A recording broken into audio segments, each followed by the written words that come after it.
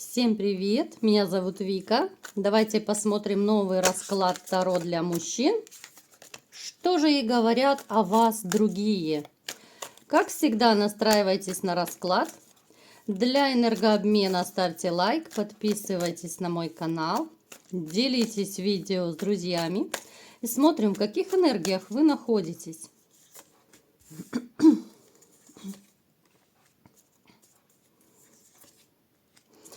Здесь, смотрите, проигрывается однозначно состояние такое, я не могу сказать, что это упадническое состояние, да, вот довольно часто в раскладах выпадает. Ну, то есть я склоняюсь к тому, что большинство из вас вот внутренне выгорели, да, вот это эмоциональное выгорание, это потеря семьи, это может быть потеря работы. Это может быть даже два в одном, да, у кого-то двойной удар ниже пояса и потеря семьи и работы. То есть это тот период, когда абсолютно ничего не хочется, абсолютно никого не хочется, да, никаких новых отношений, не хочется даже вообще ни с кем общаться. Это ситуация, когда хочется отключить вообще все телефоны, чтобы тебя никто не трогал, чтобы тебя никто не беспокоил. Так, чисто дом, работа, и больше никто и никому не нужен. Вы на самом деле, вот смотрите, вы снова выпадаете в очередной раз в раскладе императора. Император, в принципе, это мужчина сильный, это мужчина властный, это мужчина, который держит все под контролем. Но знаете, вот вы устали контролировать, вы устали от суеты вот этой всей, от проблем, да? Вот император устал, императора добили, так сказать, морально. Вам, вот знаете, вот если сейчас вот заглянуть в ваши, ну так сказать, потайные души, то можно сказать, что вот вам хочется просто расслабиться. Вы устали быть вот именно тем самым сильным императором, который тянет все на себе, который тянет проблемы, да, потому что вы по жизни, когда вот у вас, допустим, была семья, либо же если у кого-то еще есть семья, вы привыкли взваливать на себя слишком много. Вы, ну, это правильно, в принципе, как мужчина, да, вы стараетесь как можно больше на себя брать, решать какие-то проблемы, но вы выдохлись. Вот любой человек рано или поздно устает. У любого человека терпение заканчивается, да, ну потому что все наши чувства, эмоции, все, что мы чувствуем, это все не бесконечное, конечно же. Вы же не роботы, в конце концов.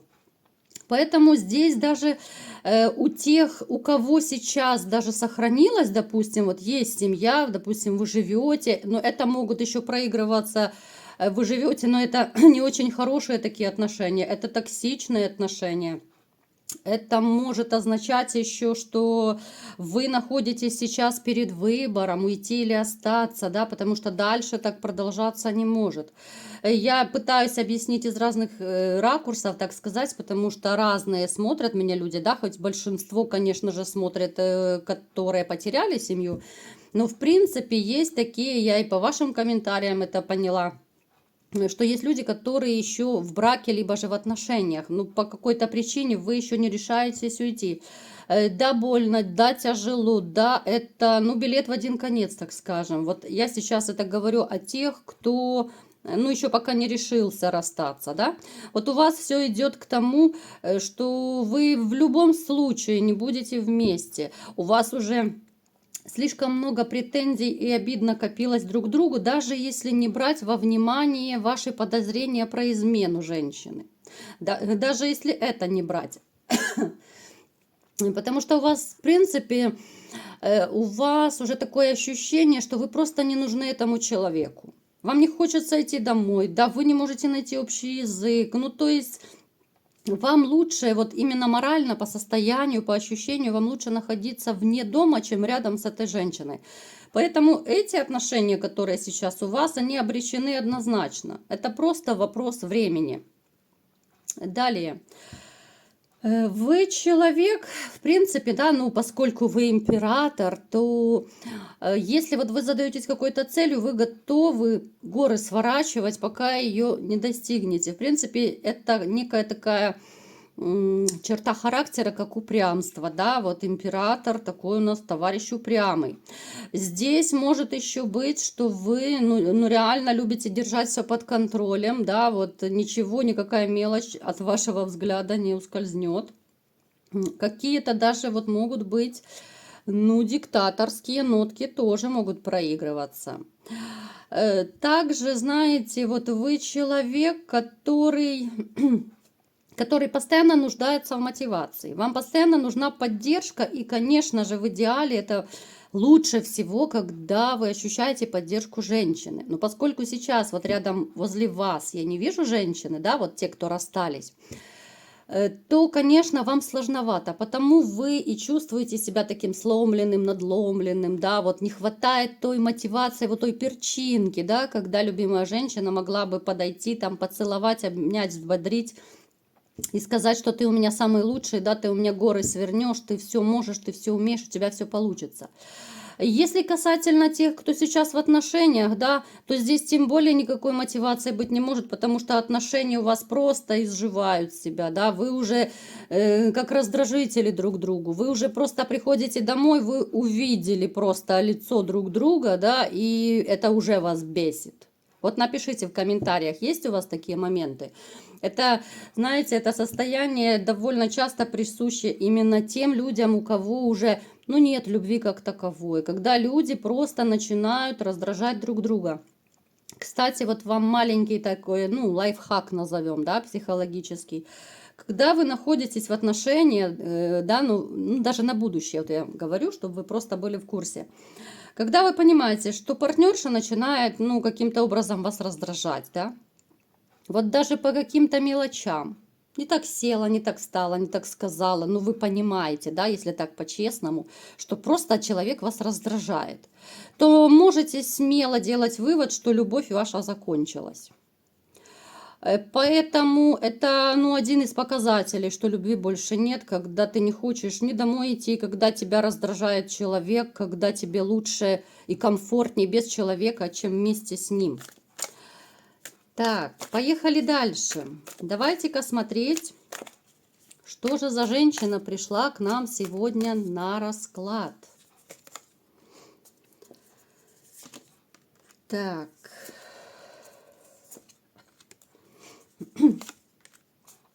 С этой женщиной у вас были серьезные отношения, либо же семья.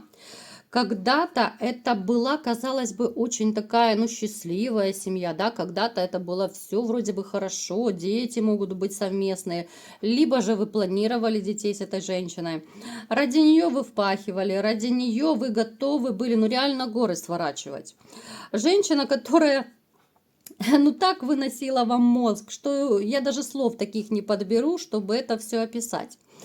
Это человек, который, ну, знаете, вот она, ну, реально могла сделать из мухи слона. Она вот была, особенно вот последнее время, когда вы с ней жили, она не была вашим мотиватором, она скорее была, ну, я даже не знаю, вот какое слово реально подобрать, да, она скорее добиватором была, вот абсолютно не мотиватором.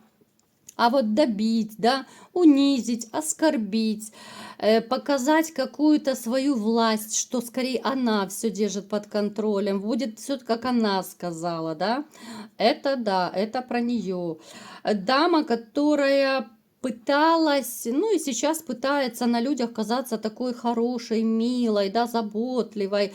Ну, то есть это на людях была у вас иллюзия семьи. Вот люди, даже окружающие, могли вот смотреть на вас, да, вот где-то в компании, незнакомые люди, и думать, боже, какая счастливая семья, да, милая такая женщина, так улыбается. Но эта милая женщина дома превращалась в фурию-гарпию, да, такая пиранья своего рода, которая готова загрызть просто из-за разной мелочи. Это женщина, которая, знаете, такие люди вот убивают взглядом просто. Вот настолько это может быть даже вот неприятный взгляд, но опять же это вот наедине могло быть, да, это не на людях. Потому что она такая вот двуликая абсолютно. На людях она совершенно другой человек. Так, что еще про нее? Здесь могут еще проигрываться, знаете, такие моменты, как, ну, злоупотреблением крепкими напитками. Здесь могут тоже проигрываться. Любительница на этого заглянуть в рюмку чая, периодически там друзья, приятели. Причем как-то она так, это, знаете, вообще легко и непринужденно все делает. Да, она вот считает все, что она делает, даже какие-то ее вредные привычки, но они совершенно не вредные. Вредные это вы скорее, но не привычка. Понимаете, о чем я говорю? Она такая вообще дама, которая по жизни ни о чем не заморачивается, она особо ни о чем не переживает, да. Она, она вот, знаете, как-то вот живет то ли сегодняшним днем. Вот она потратила деньги, она не думает, будет ли ей за что жить завтра, где она вообще возьмет деньги. Вот обычно такие женщины, ну вообще они как-то, ну, не созданы для семейной жизни. Абсолютно. Вот ей дай миллион, и она сегодня тебе потратит миллион. А другая женщина, которая будет структурированно и правильно, рационально использовать деньги, да, она тут миллион до конца жизни растянет, да, будет постепенно что-то полезное покупать. А это нет, это абсолютно. Да, с ней вот вы расстались, вы ее уже для себя, вы эту женщину похоронили, в принципе. Вот она для вас уже, так сказать, грубо говоря, ну, такая вдовушка уже, да, потому что она осталась одна денешенька, вы для себя ее так уже глубоко-глубоко туда в ящичек засунули. И, в принципе, возвращаться вам не хотелось бы к ней. Вот не хотелось бы, как бы там вам ни говорили, да, вот могут проигрываться такие моменты, что некоторые ваши, ну, то ли друзья-приятели, может быть, могут вам советовать, попробуй, может быть, там помирись, да, вот ради детей, допустим, там еще какие-то моменты. Вы для себя поставили жирную точку. Вот я вам скажу, что если бы она вам даже приснилась, вы, я думаю, будете просыпаться в холодном поту. Вот в кошмарном сне, вот если она вам приснится, вы в ужасе проснетесь, а потом так, фух, сон, слава тебе, Господи, да, это сон всего лишь. Поэтому, ну, это дама, которая доставила вам очень много негативных эмоций, которую вам реально хочется забыть, как кошмарный сон. Давайте-ка будем разбираться все-таки, что же ей говорят о вас другие люди, да?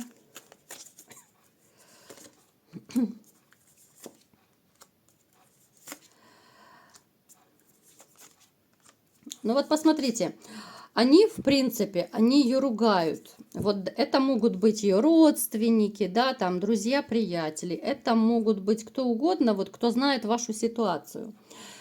Смотрите, в каком-то смысле ее ругают.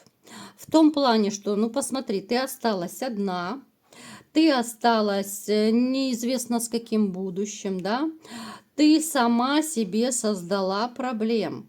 Причем особенно, вот я думаю, что ее ругают вот больше всего это близкие. Но не то, чтобы прям так ругают. Ну, в принципе, они ее критикуют по этому поводу, да, вот свое мнение такое негативное высказывают, потому что они прекрасно знают, что вы тот самый император, да, который был у нее в жизни, и неизвестно, найдет ли она такого похожего императора, да, вот сильного мужчину, который бы любил, который бы вкладывался, заботился и так далее. Она сама себя в каком-то смысле обрекла на ту жизнь, которая, ну, начнется у нее уже вот-вот скоро. Она, в принципе, уже у нее началась такая не очень хорошая. Вот давайте сейчас уточним, на что она себя в дальнейшем обречет. Ну вот смотрите, у нее, в принципе, начинается такая черная полоса в жизни. Я не вижу у нее особо таких и серьезных отношений. Даже смотрите, у кого проигрываться может, если она с кем-то живет, с каким-то мужчиной, да, потому что, ну, помним, это общий расклад, может проигрываться, что она с кем-то временно живет, но эта история будет абсолютно ненадолго. В этих отношениях, вот именно если она с кем-то живет, здесь мужчина ее, ну, будет, знаете, как унижать, ущемлять. Она будет, ну, глубоко несчастной однозначно в этих отношениях. Пока у нее терпение не закончится, пока она все, пока она скажет: стоп, хватит с меня, да, не хочу больше таких отношений. Здесь вообще может у многих проигрываться, что на паузе у нее личная жизнь. Здесь чисто так, друзья, приятели, подружки, выпивушки, вот такое все. То есть бумеранг только начал действовать, да, вот начал. Даже вот смотрите, если кто из вас давно уже развелся, разошелся, да, то это же, ну, ту же информацию вы переворачиваете под себя. То есть, да, вот у нее, возможно, и был мужчина, точно так же, вот то, что я рассказывала, да, она жила с мужчиной, да, либо же живет. И точно так у нее закончится эта вся любовная история. Смотрите, ее причем, вот знаете, еще ругают, ну, вот реально это то ли подружки, друзья, приятели, которые говорят, что как, ну, я сейчас пытаюсь вам так доступно, да, объяснить информацию простыми словами. Ну, смотрите, вот они говорят по типу ей, что, ну, вот как ты могла, да, вот ты же такого мужчину потеряла, да? Причем вот они советуют, что самое интересное, да, попытайся его вернуть. Они советуют, что ничего страшного, что ты ему разбила сердце, вернуть всегда все можно, тем более, что он тебя любил, да. То есть это советуют люди, которые знают вашу ситуацию, еще раз повторяю. Они, знаете, вот у них такой вот подход, опять же, меркантильный. Вот даже вот этих подружек, да, вот эти мамы, сестры, там у кого кто. Опять же, именно такой вот подход денежно-материальный. Это не подход, что он же тебя любил, да, он же самый лучший, он же такой классный, да, ты могла быть с ним счастлива, вот в таком ключе. А именно вот ты потеряла, да, кто тебя кружил, ты потеряла золотую жилу, ты потеряла много денег и возможностей, да, вот в таком ключе. То есть ее ругают, критикуют, ну, в принципе, довольно многие из окружения. И она начала сама задумываться, может быть, она и правду что-то неправильно сделала, как-то не так себя повела. Ну, посмотрите, вот даже... Ну, даже объяснять не нужно. Вот эта карта, которая, ну, она сама за себя говорит, да? Вот она понимает, что теперь вот она не дотянется до этих денег, которые она имела раньше. Вот она начала задумываться, что этот король, да, вот вы, тот король, который у нее был, вы были, вот реально для нее золотая жила, а теперь вы ей денег не дадите. Она не может вот свои вот эти грязные ручонки, она не может дотянуть до ваших денег. Вот это ее, конечно, напрягает, вот это ее огорчает. Но смотрите, здесь еще такой момент может проигрываться.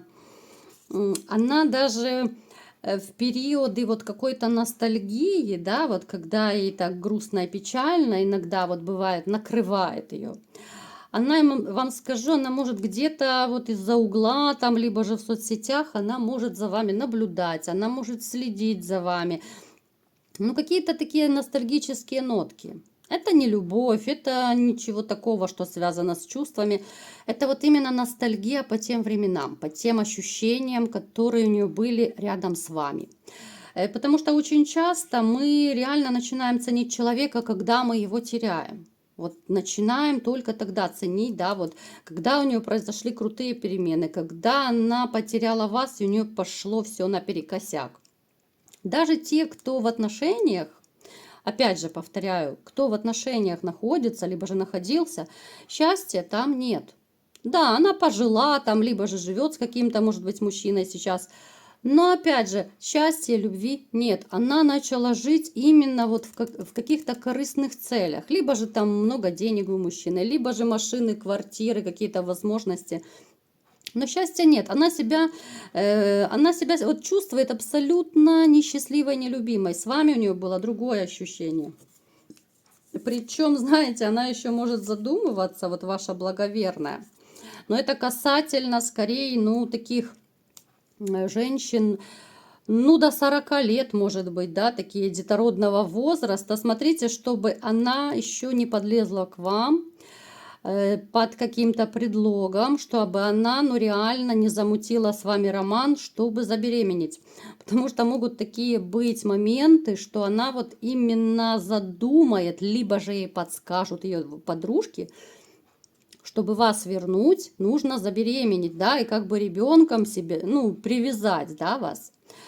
Я, когда слышу такие истории, мне хочется, ну, просто улыбаться. Когда женщины считают, что ее мужчину можно привязать детьми, но это величайшее заблуждение. Напишите, права я или нет. Никогда ни одного мужчину детьми невозможно удержать. Мужчина будет оставаться женщиной только до тех пор, пока нужна его мать. Ни одним ребенком, ни 10 детьми не удержишь. Тем более есть много случаев, когда вот реально мужчина, у которого было 10 детей с женой, находил другую женщину и уходил к другой. Да, он общался с детьми, да, он помогал, он никого не бросал, но из семьи он уходил с 10 детьми. Поэтому я сейчас обращаюсь вот к женщинам, которые смотрят мой канал. Запомните, мои хорошие, никогда ни одного мужчину дети не удержат, если он по-настоящему полюбит другую женщину. Полюбит по-настоящему, я делаю акцент. Поэтому не пытайтесь забеременеть, чтобы удержать. Вы останетесь просто с ребенком вдвоем, но мужчину вы не удержите, потому что у вас просто с ним нет любви. Это величайшая глупость. Поэтому не нужно вот этих каверзных моментов, не нужно специально беременеть, чтобы что-то там получилось. Лучше, может быть, все-таки поработать над собой, да, стать человеком, стать той нужной, любимой женщиной, любящей, да, вот отдавать заботу, нежность и ласку, когда мужчина сам захочет быть с вами. Ведите себя, женщины, так, чтобы мужчина хотел идти домой. Поверьте, сейчас вот такая небольшая вот лекция для женщин.